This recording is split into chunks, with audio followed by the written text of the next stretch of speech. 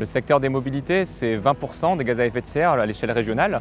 C'est également le premier contributeur en matière de pollution de l'air. C'est aussi un enjeu de pouvoir d'achat pour les ménages. Et puis enfin, c'est un enjeu de santé publique. On est dans une société qui est beaucoup trop sédentaire aujourd'hui.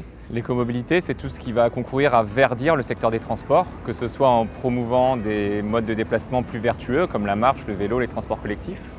C'est également verdir les véhicules, réduire leur consommation énergétique et puis basculer sur des carburants alternatifs. Et puis, sans oublier, une réflexion sur les besoins et sur la sobriété, c'est-à-dire réduire les besoins à la source en recréant des proximités qui vont permettre aux personnes de se déplacer moins loin. L'ADEME et la région travaillent essentiellement sur 3 aspects. D'abord, le soutien à des programmes relais, par une aide au montage de projets et puis par une montée en compétences. Deuxièmement, par le soutien à des exercices de planification, comme le plan de mobilité de Creil, qui permet au territoire de formaliser une véritable stratégie mobilité. Et puis, troisièmement, par le soutien à des expérimentations et de l'innovation, soit dans le domaine du service, dans le domaine des nouvelles organisations ou par des innovations plus technologiques.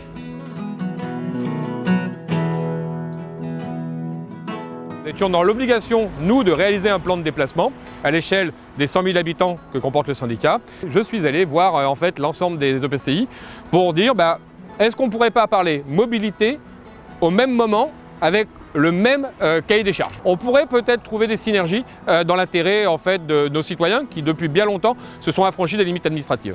On était quand même tous confrontés à des problèmes de stationnement, à des problèmes justement d'accès à la gare. Et après l'autre sujet, c'est qu'on a tous réfléchi à des pistes cyclables, à des schémas de mode actif, mais rien n'était relié entre eux. Donc on voit bien qu'il y a un moment, il y a quand même une difficulté.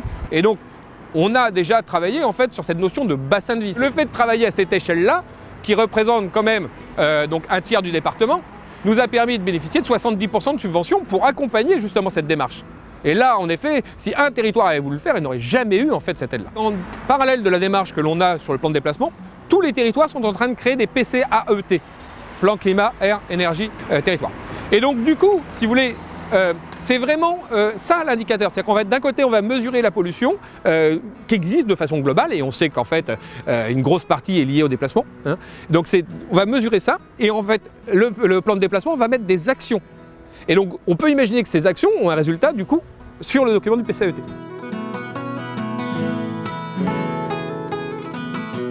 Au préalable, on a fait une photo du territoire. C'est ce qu'on appelle une EDVM, enquête déplacement ville moyenne.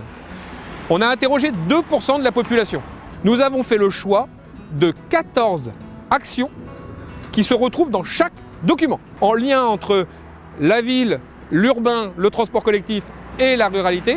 C'est de pouvoir imaginer des pôles de rabattement ruraux où on pourrait retrouver un lieu de covoiturage, où on pourrait trouver un endroit où on pourrait stationner son vélo, un endroit où on pourrait connecter justement le transport collectif. Il y a bon nombre d'autres choses. Comme comment on réduit en fait le nombre d'autosolistes. Comment on fait pour que si on utilise encore une voiture, on met plus de monde dedans pour éviter justement la multiplication en fait, du nombre de véhicules. Et ça, je pense très honnêtement que c'est reproductible bien au-delà de notre territoire.